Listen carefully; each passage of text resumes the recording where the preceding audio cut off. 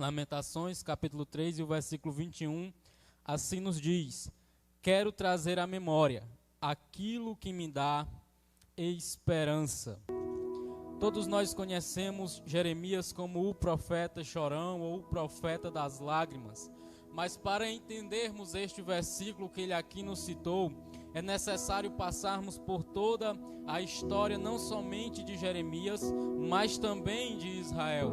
Nós temos que se perguntar por que Jeremias está dizendo este versículo, por que Jeremias está propagando esta palavra. Quero trazer à memória aquilo que me dá esperança. Ora, se nós formos para o começo do livro de Jeremias, nós vamos ver que ele vai nos dizer que Deus fala com ele e diz que vai levantar ele por profeta sobre as nações. Mas ele olha para Deus e diz: Deus, eu sou apenas um menino, não tenho condições de eu ser profeta. Além disso, eu sou pobre, não tenho condições de eu ser profeta. Mas Deus olha para Jeremias e diz: Jeremias, aonde eu mandar tu ir, tu irás. O que eu mandar tu falar, tu falarás. Não te perturbas, porque eu sou contigo. Aqui Deus já está nos dando uma lição importantíssima. Muitas vezes Ele nos dá tarefa, Ele nos comissiona a fazer algo e por nossa pequenez nós olhamos para Deus e dizemos: eu não posso, eu não consigo. Mas aqui Deus está te mostrando: Ele não te escolheu pelo que você é ou pelo que você tem, mas Ele te chamou para fazer o nome dEle ser glorificado através da tua vida. Ele não te chamou por você ser quem você é, mas Ele te chamou para mostrar para o mundo que Ele usa quem quer, da maneira que Ele quer, para glorificação e exaltação do nome dEle. Então vamos percorrer por todo o livro de Jeremias e vamos ver que Jeremias foi um homem sofrido. Primeiro, Deus não deixa ele casar. Jeremias tem que ter uma vida solitária. Segundo, Jeremias é desprezado pela sua família. Jeremias é desprezado pelos seus amigos. Jeremias é desprezado pela sua nação. Por que, Misael? Nós vamos ver no livro de Jeremias que os profetas daquele tempo tinham se vendido e só pregavam, só falavam aquilo que agradava o povo e ao rei, aquilo que trazia agrado para a carne humana. E Jeremias se levanta como homem de Deus e diz que pecado é pecado, e diz que está pregando contra aqueles que só dizem coisas boas, porque profeta não diz somente o que o povo quer ouvir, profeta diz o que Deus quer falar. E hoje muitos profetas estão como no tempo de Jeremias, só dizem o que o povo quer ouvir, só dizem palavras que agradam o homem, e Deus vem e manda um menino, e Deus vem e manda alguém desprezado para mostrar que Ele usa o pequeno para confundir o grande, que Ele usa o fraco para confundir o forte, que Ele usa o louco para confundir o sábio, porque a palavra é dele, Ele dá a quem quer, porque quem manda na terra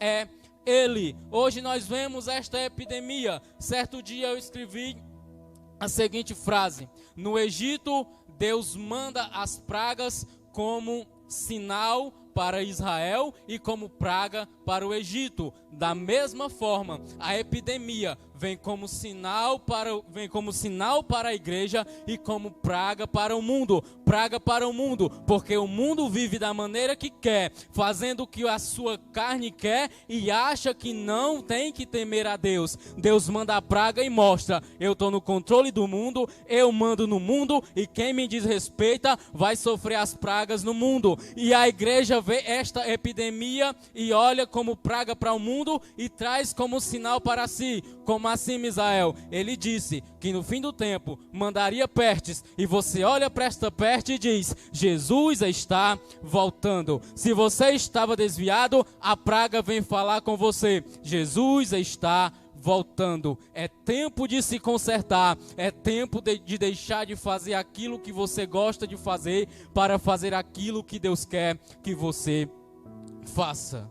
Então Jeremias está no ponto onde ele profetiza que Israel vai cair, onde ele profetiza que Jerusalém vai cair, e o povo ri de Jeremias e diz: a nossa cidade não vai cair. Porém, o povo havia esquecido de Deus. O povo havia esquecido os mandamentos de Deus. O povo havia esquecido de viver segundo os mandamentos que Deus dera a Moisés para dar ao povo. E o povo estava vivendo de forma desordenada. Alguns teólogos e historiadores dizem que naquele tempo, o povo de Israel, as mães dos bebês de Israel, estavam já pegando seus filhos e sacrificando a Moloque, queimando seus filhos vivos a um Deus que não existia. Deus olha e diz: Jerusalém vai cair. Por mais forte que Jerusalém fosse, por a fama maior que Jerusalém tivesse, Deus lança a palavra: Jerusalém vai cair. O problema é que muitas pessoas, por já terem sido usadas por Deus, por já terem feito algo para Deus, ou por já ter sido alguém que foi usado por Deus, hoje vive da maneira que quer e diz: eu faço o que eu quero porque eu não caio mais. Mas Jerusalém caiu. Se você não andar da maneira que Deus quer, você também vai cair.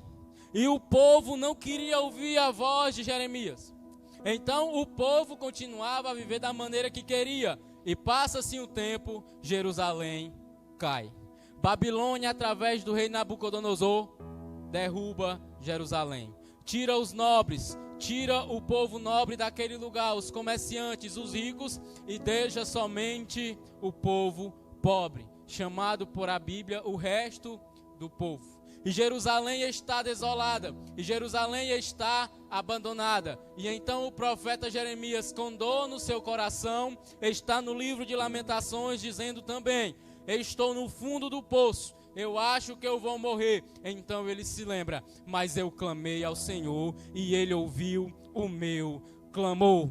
Muitas vezes nós nos sentimos no fundo do poço. Muitas vezes nós achamos que não tem mais jeito. Muitas vezes nós achamos que nossa vida vai acabar por aqui. Nós achamos que a jornada vai terminar aqui. Mas o livro de Lamentações também vem nos ensinar que por mais pareça que você está no fundo do poço, você ainda pode levantar a sua voz e clamar ao Senhor, porque Ele ainda ouve o clamor do povo seu. Por mais difícil que esteja, por mais dificultoso que esteja a sua vida, aprenda com Jeremias. Você ainda pode olhar para o céu e dizer: eu sei que o meu Redentor vive e em breve se levantará para lutar a minha e a tua luta, para guerrear as nossas guerras. E Ele é o Senhor dos exércitos e nunca perdeu uma batalha. Mas por que Jeremias disse: quero trazer à memória aquilo que me dá esperança? Todo judeu conhece a história do povo israelita de berço. E Jeremias cresceu aprendendo a história de Israel. Jeremias cresceu aprendendo sobre o seu pai Abraão, que foi chamado do meio da sua parentela e abandona tudo e vai para uma terra sem destino. Ele conhecia a história de Isaac, ele conhecia a história de Jacó, ele conhecia a história de José, ele conhecia que o povo havia passado 400 anos no Egito, e ele também conhecia que quando o povo estava no Egito, Deus levanta Moisés e leva Moisés para tirar o povo do Egito. Ele conhecia que Moisés havia tirado aquele povo do Egito, ou Deus teria tirado o povo através de Moisés, com grandes sinais e com grandes maravilhas, com as pragas. E quando arranca o povo de lá, havia aberto o mar vermelho, havia dado maná do céu, havia feito sair água da rocha, havia sustentado aquele povo. Ele conhecia a história dos juízes, ele já conhecia a história do rei Davi, que Deus através dele transformou em uma grande potência a terra de Israel. Por isso ele olha e diz: quero trazer à memória aquilo que me dá esperança. Misael, por que você falou tudo isso? Porque muitos dias nós estamos em certas circunstâncias que nós olhamos para um lado, que nós olhamos para o outro, que nós olhamos para todo e qualquer lugar e não vemos saída e não vemos solução. Mas aí você pode fazer como Jeremias, trazer à memória aquilo que te dá esperança. Jeremias conhecia a história de Israel. Ele traz a história de Israel porque trazia esperança para ele. E Deus está tocando no teu coração agora e te fazendo lembrar. Já teve momentos piores, já teve situações piores, e de todas elas o Senhor te tirou, e de todas elas o Senhor te salvou. Você já pode ter passado por enfermidades piores, e de todas elas o Senhor te sarou. Ele só está querendo te fazer lembrar. Pare de buscar solução somente em homens. Pare de buscar ajuda somente em homens que não têm como te ajudar. Aquilo que já saiu da ótica humana, aquilo que já saiu do poderio humano, e você acha que não tem mais jeito, traga à memória aquilo que te dá esperança, o socorro de Deus, porque Ele é o nosso refúgio e fortaleza, socorro bem presente na hora da angústia. E se você está precisando, clame por Ele, porque Ele vem em auxílio daqueles que o adoram em espírito e em verdade, e o tem como único e verdadeiro socorro para toda e qualquer situação. Que Deus em Cristo vos abençoe. Amém. Glória a Deus.